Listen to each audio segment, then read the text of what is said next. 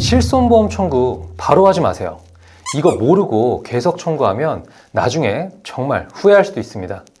많은 분들이 소소한 것 하나 놓치지 않겠다며 병원 다녀올 때마다 매번 청구를 합니다. 그런데 그 사소한 청구 기록 하나 때문에 나중에 보험 가입이 거절되거나 조건이 불리해지는 경우도 있습니다. 믿기 어렵겠지만 실제 일어나고 이미 경험해 보신 분들도 계실 겁니다. 보험금을 청구하는 순간 그 기록은 보험사들이 공유하는 시스템에 모두 남기 때문인데요.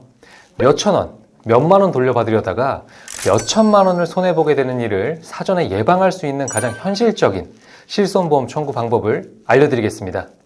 실손보험 가입자라면 오늘 내용은 무조건 알고 가셔야 합니다.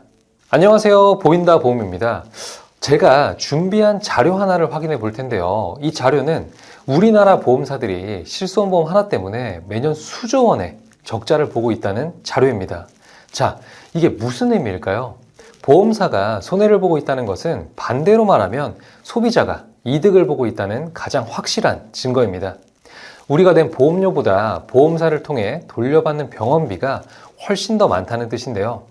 이 이유 하나만으로도 수많은 보험 상품 중에서 가장 먼저 준비해야 할 보험은 단연 실손보험이고, 이 실손보험은 우리에게 반드시 필요한 가장 강력한 안전장치다 라고 말씀을 드릴 수 있을 것 같습니다. 그래서 오늘 영상은 실손보험 가입자라면 선택이 아니라 반드시 끝까지 보셔야 하는 영상입니다. 이 내용을 모르고 보험금을 청구했다가는 가볍게는 수십만 원, 심하면 평생 받을 수 있었던 수천만 원의 보장을 스스로 날려버릴 수도 있기 때문입니다. 자, 이제 본론으로 들어가 보겠습니다. 아마 여러분도 한 번쯤 이런 이야기 들어보셨을 겁니다.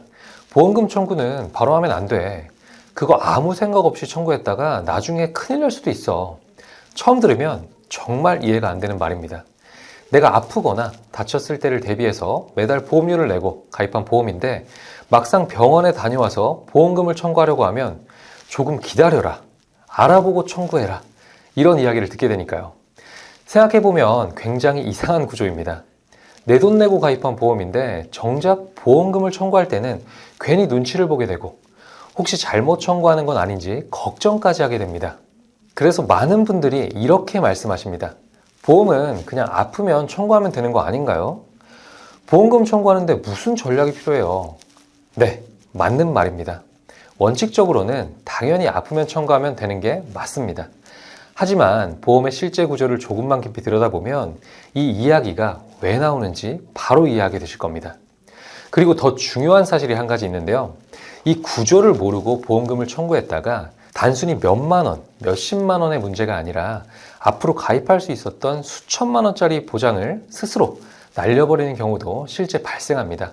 그래서 지금부터 말씀드릴 내용은 단순한 보험 팁이 아닙니다. 보험 가입자라면 반드시 알고 있어야 하는 가장 중요한 보험금 청구의 구조입니다. 왜 보험금 청구를 아무 생각 없이 하면 안 되는지, 그리고 우리는 어떻게 행동해야 손해보지 않는지 지금부터 그 구조를 하나씩 정확하게 풀어드리겠습니다. 우선 가장 기본적인 부분부터 짚어보겠습니다. 실손보험을 청구하려면 보통 진료비 영수증이나 진료비 세부내역서 같은 서류가 필요합니다. 이런 서류는 병원 원무과에서 쉽게 발급받을 수 있고 요즘은 모바일 앱으로도 간편하게 청구하시는 분들도 많습니다. 그래서 많은 분들이 이렇게 생각합니다. 어차피 몇만 원인데 뭐 그냥 청구하지 뭐. 실비니까 돌려받으면 되는 거 아닌가? 그런데 바로 여기서 많은 분들이 중요한 사실 하나를 놓치고 있습니다. 보험금을 청구하는 순간 이 기록은 단순히 내가 가입한 보험사 한 곳에만 남는 것이 아닙니다. 이 기록은 ICPS, 보험신용정보 종합시스템이라는 곳에 입력됩니다. 쉽게 말해 우리나라 대부분의 보험사가 함께 공유하는 보험 공동 전산망입니다. 즉 내가 한번 보험금을 청구하면 그 기록이 여러 보험사에서 확인 가능한 공통 이력으로 남게 됩니다. 그리고 이 기록에는 어떤 병원에서 어떤 진료를 받았고 어떤 이유로 보험금을 청구했는지까지 보험 심사 과정에 참고 자료로 활용될 수 있습니다. 그래서 저는 이 기록을 이렇게 표현합니다. 지워지지 않는 디지털 기록이라고요. 그리고 문제는 바로 이 기록에서부터 시작됩니다. 새로운 보험에 가입하려고 하면 반드시 알릴 의무, 즉 고지사항을 작성하게 됩니다. 보통 이런 질문들이죠. 최근 3개월 병원 치료 여부, 1년 내 추가 검사 여부, 5년 내 입원, 수술, 장기 치료 여부. 그래서 많은 분들이 이 질문지만 꼼꼼히 확인합니다. 그리고 이렇게 생각합니다. 나는 해당되는 게 없네. 뭐 고지할 내용이 없으니까 문제되는 거 없겠지. 그런데 여기서 한번 상황을 가정해 보겠습니다. 2년 전에 몸이 안 좋아서 추가 검사를 한번 받았고 9개월 전 감기 몸살로 병원에서 약을 일주일치 처방받았다고 해보겠습니다. 알리르무 기준으로 보면 이 내용은 그 어디에도 해당되지 않습니다. 그래서 대부분 이렇게 생각합니다. 나는 고지할 내용이 없네. 보험가입에 문제 없겠지. 그리고는 보험심사를 넣습니다. 그런데 결과는 생각했던 것과 다르게 나옵니다. 가입 거절 혹은 특정 부위 부담보. 이때 많은 분들이 당황하기 시작합니다. 저는 고지 의무도 다 지켰는데 왜 가입이 안 되나요? 보험사는 알릴 의무 질문지만 보는 것이 아니라 보험금 청구 이력도 함께 확인합니다. 고지 의무는 깨끗하지만 청구 이력을 보니 병원 기록이 있으니까 보험사는 추가 확인을 시작합니다. 예를 들어 2년 전 검사는 어떤 이유였나요? 검사 결과지와 의사 소견서를 제출해 주세요. 또는 9개월 전에 처방받은 약은 어떤 약인가요? 지금도 같은 증상이 있나요? 이렇게 하나씩 확인 절차가 진행됩니다. 그리고 바로 이 과정에서 보험 가입이 지연되거나 특정 부위가 보장에서 제외되는 상황이 발생하기도 합니다. 이게 얼마나 큰 문제인지 지금부터 실제 사례를 통해서 설명드려 보도록 하겠습니다. 첫 번째 사례입니다. 두통 때문에 놓친 뇌혈관 보험이라는 사례인데요. 어떤 분이 평소 두통이 있어서 신경과에서 간단한 검사와 약 처방을 받았습니다. 병원비는 대략 15,000원 정도 나왔고 실손보험이 있으니까 가볍게 보험금 청구를 했습니다. 여기까지는 아무 문제 없어 보이죠. 그런데 1년 뒤에 가족력 때문에 뇌혈관 질환 보험을 가입하려고 심사를 넣었습니다. 고지 의무 기준으로 보면 3개월, 1년, 5년 어디에도 해당되지 않습니다. 그래서 당연히 문제 없을 거라 생각했는데 보험사는 보험금 청구 이력을 확인한 뒤 이렇게 이야기합니다. 과거 두통으로 신경과 치료 이력이 확인됩니다. 따라서 뇌 관련 부위는 보장에서 제외시키겠습니다. 결국 15,000원짜리 실비를 받으려다가 수천만 원짜리 뇌혈관 보장을 통째로 놓친 상황이 된 겁니다. 두 번째 사례는 위염 때문에 거절된 암보험인데요. 속이 자주 쓰려서 병원에서 위내시경 검사를 받았고 결과는 단순한 위염이었습니다. 그래서 위염약을 2주 정도 복용했고 병원비가 나와서 역시 실손보험으로 청구했습니다. 그런데 2년 뒤 암보험을 가입하려고 보험심사를 넣자 보험사에서 이런 답변이 돌아옵니다. 위험 치료 이력이 확인됩니다. 위와 식도 부위는 보장에서 제외됩니다. 즉 부담보가 설정된 겁니다.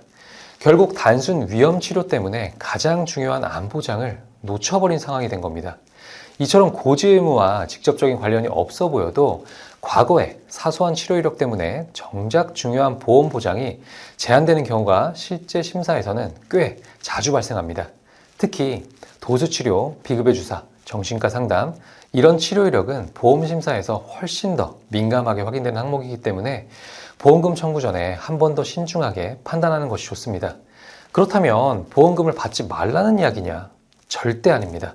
보험은 당연히 받으려고 가입하는 겁니다. 다만 무조건 바로 청구하기보다는 전략적으로 행동하자는 건데요.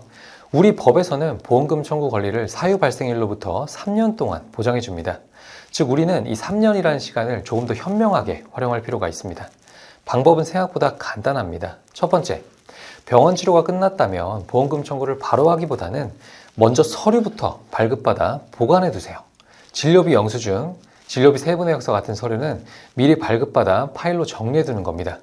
두 번째, 앞으로 가입할 보험이 있다면 청구 이력이 없는 깨끗한 상태에서 보험 가입을 마무리하는 것이 좋습니다.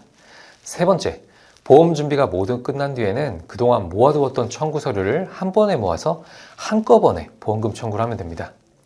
1년치든 2년치든 모아서 청구해도 법적으로 전혀 문제될 것이 없습니다. 결국 핵심은 이것입니다. 선 보험 준비, 후 보험 청구. 이 순서만 지켜도 앞으로 보험 가입 과정에서 발생할 수 있는 수많은 기회 손실과 금전적 손해를 미리 막을 수 있습니다. 자, 또 한 가지 사항입니다. 보험금을 청구했는데 어느 날 갑자기 낯선 번호로 전화가 옵니다. 그러고 이렇게 말하죠. 안녕하세요, 보험조사팀입니다. 이 말을 듣는 순간 대부분의 분들이 가슴이 철렁 내려앉습니다. 내가 뭘 잘못했나? 혹시 보험 사기로 의심받는 건가? 별의별 생각이 다 들게 됩니다.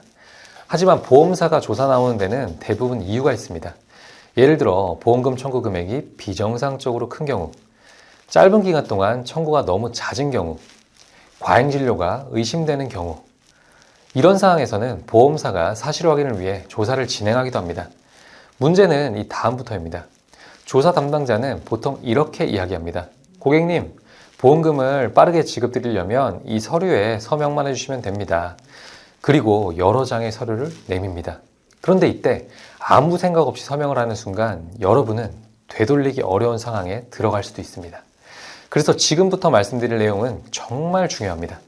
절대 아무 생각 없이 서명하면 안 되는 서류는 무엇인지, 그리고 내 권리를 지키면서 서명하는 방법은 무엇인지, 이 두 가지 부분은 반드시 기억해 두셔야 합니다. 보험 문쟁에서 가장 많이 등장하는 서류가 바로 이 세 가지인데요. 첫 번째입니다. 의료자문동의서입니다. 이 서류의 의미는 간단합니다. 내 주치의가 아니라 보험사에서 지정한 다른 의사에게 내 상태를 판단받겠다는 동의서입니다. 여기 서명하면 어떻게 될까요? 보험사는 여러분의 진료 기록을 자신들과 연계된 병원이나 자문의에게 보내고 그 의사는 직접 진찰도 하지 않은 채 서류만 보고 판단을 내리게 됩니다. 예를 들어 보겠습니다. 여러분의 주치의는 디스크 증상이 심해 도수치료가 필요합니다 라는 소견을 냈습니다. 하지만 보험사 자문의는 기록상 단순 염좌이며 도수치료는 과잉진료로 보입니다. 이렇게 전혀 다른 판단을 내릴 수도 있습니다. 그리고 보험사는 이 자문 결과를 근거로 보험금 지급을 거절하거나 심하면 고지 의무 위반을 이유로 계약을 해지시키기도 합니다. 생각해보세요. 주치의는 치료가 목적이고 보험사 자문의는 지급 여부 판단이 목적입니다. 애초에 출발점부터 다른 판단입니다. 이럴 때는 당황하지 마시고 동시 감정 제도를 요구하시면 됩니다. 보험사 자문의 한 명 의견이 아니라 보험사와 제가 함께 동의하는 대학병원에서 동시에 감정을 받겠습니다. 이렇게 요구하는 겁니다. 이 제도는 금융감독원 표준약관에 명시된 정당한 권리이며 이때 발생하는 비용은 보험사가 부담합니다. 따라서 훨씬 공정한 판단을 받을 수 있습니다. 두 번째는 건강보험공단 국세청 자료 열람 동의서입니다. 이 서류는 보통 이렇게 설명합니다. 보험금 청구 확인을 위해 필요합니다. 라고요. 하지만 실제 의미는 조금 다를 수 있습니다. 단순히 이번 청구권만 확인하는 것이 아니라 과거 수년간의 의료 기록까지 확인하겠다는 의미일 수 있습니다. 그 과정에서 이번 청구와 직접적인 관련이 없는 과거의 사소한 치료 이력까지 문제 삼아 보험금 지급을 거절하거나 다른 분쟁의 근거로 활용하는 경우도 있습니다. 그래서 이런 서류는 열람 범위와 목적을 반드시 확인한 뒤 신중하게 판단해야 합니다. 물론 모든 서류를 거부하라는 뜻은 아닙니다. 조사 과정에 필요한 최소한의 서류에는 협조해야 하는 경우도 있습니다. 예를 들면 개인정보 활용 동의서, 의무기록 열람 동의서 같은 서류들입니다. 하지만 여기서 가장 중요한 포인트가 있습니다. 그냥 서명하시면 절대 안 됩니다. 특히 의무기록 열람 동의서를 작성할 때는 반드시 두 가지를 직접 기재해야 합니다. 첫 번째, 병원명, 두 번째, 열람 유효기간. 이 두 항목은 반드시 내 자필로 정확하게 작성해야 합니다. 만약 이 칸을 비워둔 채 서명하면 어떻게 될까요? 그 서류 한 장으로 서울의 A병원, 부산의 B병원, 심지어 전국 병원의 기록까지 열람할 수 있는 권한을 넘겨주는 것과 다를 바 없습니다. 말 그대로 만능 프리패스를 쥐어주는 셈입니다. 그래서 서명할 때는 반드시 병원과 열람 기간을 명확하게 제한해서 작성하는 것. 이 작은 습관이 나중에 불필요한 분쟁을 막아주는 아주 중요한 보호장치가 됩니다. 서명은 몇 초면 끝나지만 그 책임은 몇 년 동안 따라올 수 있습니다. 본 광고는 광고심의 기준을 준수하였으며 유효기간은 심의일로부터 1년입니다. 오늘 말씀드린 내용 마지막으로 핵심만 다시 정리해 보겠습니다. 첫 번째, 실손보험 청구는 무조건 직후에 하는 것이 정답이 아닙니다. 앞으로 보험 리모델링이나 추가로 가입할 보험이 있다면 보험 준비를 먼저 끝내고 법적으로 보장된 3년 이내에 모아서 청구하는 것이 전략적으로 훨씬 현명할 수 있습니다. 두 번째, 보험사 조사 연락을 받더라도 절대 당황하실 필요 없습니다. 다만 의료자문 동의서 같은 불리할 수 있는 서류에는 신중히 대응하시고 필요 서류를 작성하실 때에는 병원명과 열람 기간을 직접 명확하게 기재해서 내 정보의 통제권을 지키는 것이 중요합니다. 오늘 제가 알려드린 내용은 단순히 보험금을 잘 받는 요령이 아닙니다. 내 돈과 내 건강, 그리고 내 가족의 미래까지 지키기 위한 최소한의 금융방어 지식입니다. 이 영상이 도움이 되셨다면 한 번 더 천천히 보시고 꼭 기억해 두시고 가족분들이나 지인 중에 보험 때문에 손해볼 수도 있는 분들이 있다면 이 영상 꼭 한번 공유해 주시기 바랍니다. 몇만 원의 보험금보다 한 번의 잘못된 선택이 훨씬 큰 손해로 돌아올 수 있기 때문입니다. 보험은 많이 아는 사람이 결국 손해보지 않습니다. 지금까지 보인다 보험이었습니다. 감사합니다. 보험 광고는 광고 심의 기준을 준수하였으며 유효기간은 12일로부터 1년입니다.